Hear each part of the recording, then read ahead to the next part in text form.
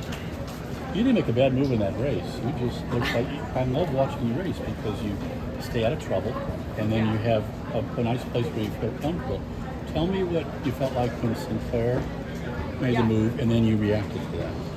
It's been so long. I just went on a victory lap for an hour, so I'm like, what was the race? I think I knew it was going to be a last, just like a really fast last four, and it was going to come down to positioning, and I just got a good position. I was lane 12 on the start, which was a Christmas present because that's the best lane to be because you can just get in the right position. And I got in a great spot and then just held it until the very end. So, I knew we were going to go hard on the backstretch, and Sinclair definitely pushed it. And I just told myself, be patient, be patient, be patient. And then with 150 to go, that's kind of when my coach was like, all right, with 150 to go, you can let it rip. And so I was kind of just holding back until then, and then it was just fun to let loose and spin the legs. And I'm really, really proud. That was probably one of my best executed races ever, so I'm really, really proud of it.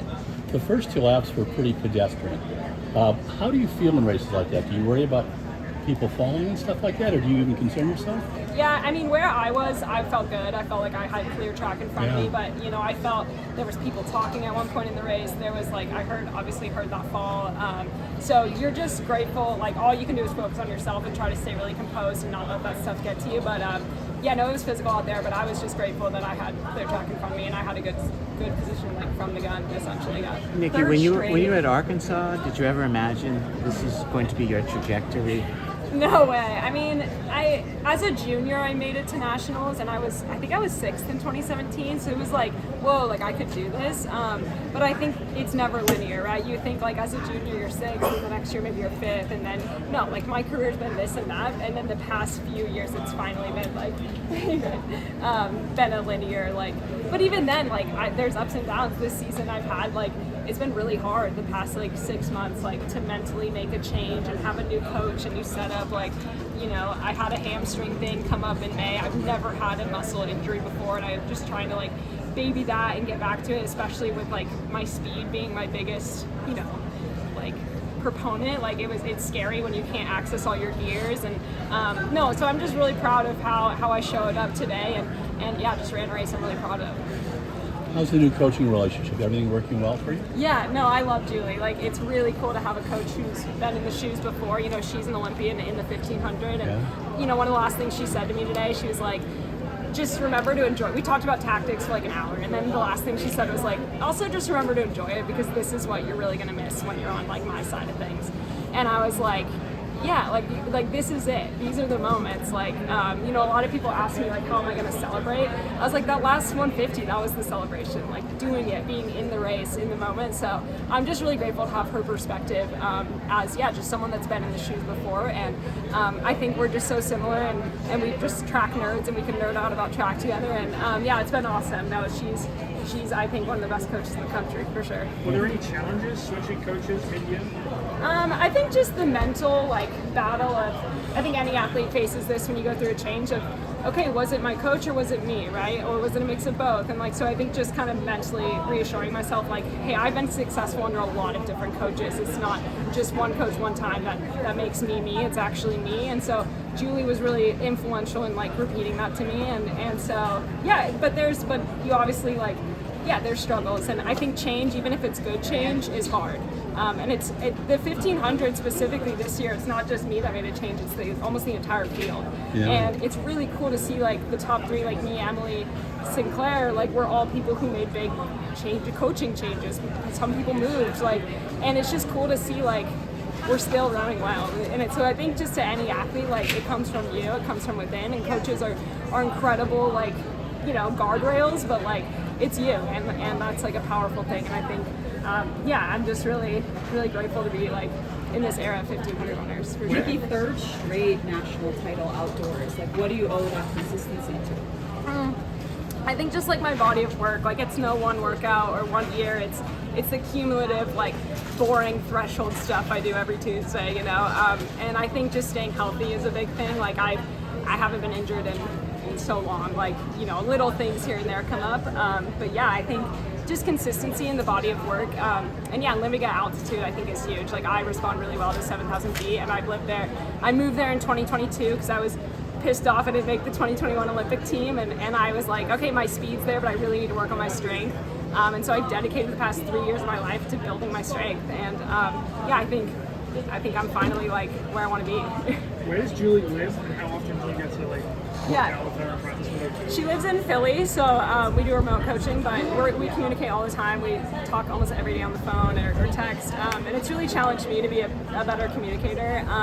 And you know, I'm also 30. Like I'm at a point in my career where I know what to do. I can go to the track and right. Like I don't need a coach. But she does make a point. It was cool with Grand Slam. She would come to every Grand Slam, and that was once a month. So we kind of check in there and go over the workouts for the next month and things like that. And then once Grand Slam ended, she actually came out to Flagstaff for a whole week twice. So yeah, I feel like I see her once a month, and that's good for us. And we found a good rhythm. And yeah, no, I want her to move to Flag, but she lives in Philly, so. And Flag's a very specific place to live, so I don't blame her. Any surprises in the last lap for you? Was anything, did it go kind of to your plan, or? I think right at the bell was the fall, and I obviously wasn't caught up in it, but hearing it kind of like rattled me of like, that's scary, like anything can happen. So other than that though, like, no, I think I was expecting the unexpected. So no, it kind of played out exactly how I thought it would, honestly. Like I was going to be shocked if we broke 4 today. I think I knew it was going to be tactical. No one in that field likes to lead. Like I know my competitors. I know what everyone likes to do. So yeah, no big surprise. Nikki, Tokyo's 6 weeks away. I mean, between now and then, how are you thinking about what you want to deliver when you get there? Yeah, I think I'm excited. I think I'm in really good shape. You know, I ran 3:55, and just the way I ran that race, I led a lot of it. So I think I'm in better shape than 3:55. I just haven't been in like a fast one yet. So I'm actually really excited I'm going to race a lot. So I'm going to go to Europe and just race until Tokyo, essentially. You know, train here and there, but I think I'm excited. I was so excited for USA's because I finally got to the point of the season where I get to race. So I've just put in a lot of training, and it kind of gets boring. So I'm excited. I'm going to go to Silesia. I think that'll be fast. Like I'm excited to do a couple fast diamond leagues before Tokyo, because I think Tokyo is going to be fast, and I'm just excited to see like, yeah, how fast can I run, and what place does that get me, and just staying really curious, and yeah, I think I have one of the best last 50s in the world, so hopefully I can be there with 50 to go and see what happens. How concerned are you about the prize money situation with Grand Slam track? I don't know. I mean, it's hard because this sport, like, there was an indoor meet, I didn't get paid for like an entire year before. So like, I think it's sadly just like expected, like, okay, the delay in money, but obviously this is a little bit of a different situation. But I believe them when they say that it's coming, so that's all I can do is hope. And I want it to work out because I want this league, I want leagues to succeed. I want, you know, investors and athletes to take chances on things because I think it grows our sport. So I'm hopeful. Maybe I'm dumb for being hopeful, but I think I am. I think I trust the people behind it, and I hope that they can make things right. Any thoughts on the What Athletics gene testing policy? I have many thoughts on that. Yeah. You want to share? Yeah, I think it's disappointing. I think sex texting is like a slippery slope. Obviously, it's a rule. Like I'm gonna do it. I'm not like protesting it or anything. It's just like, I just don't like the precedent that it sets for, if this is the top setting these rules, how does this then trickle down through the NCAA or like youth programs, and like sex testing can be very invasive. Like this is just like a harmless cheek swab, but like maybe different organizations, it's not that, and that scares me. And I think those tests are 100% accurate. I think 2% of the population are intersex people, like intersex people exist. It's just as common as being redhead hair. And so I think it's gonna backfire, honestly. I think people who might not know that they at one point, I don't even know what this test tests exactly, but it's like at one point you could have been growing a Y chromosome and then it completely went away. And you can present as female and feminine as possible, and then it's just like boom, it shows up on a test, and then you're banned for the sport for life. Like I don't know. Like I just think that there's a lot of unknown, and like I just don't. I think the biggest thing for me though is like it's not solving a problem that exists, right? Like we are not competing. There's not a single trans woman that competes in track and field at the highest level. So like, what is this time, energy, money going towards? Like that's not a problem that we face. What we do face is like abusive coaches, doping like allegations, like constantly. Like why aren't we putting our time, energy, money into that? Like things that the female category actually faces problems. So yeah, those are my thoughts today. I think it's pretty disappointing, but obviously I'm gonna do it if I have to. So, yeah. All right, thanks guys. Thank you.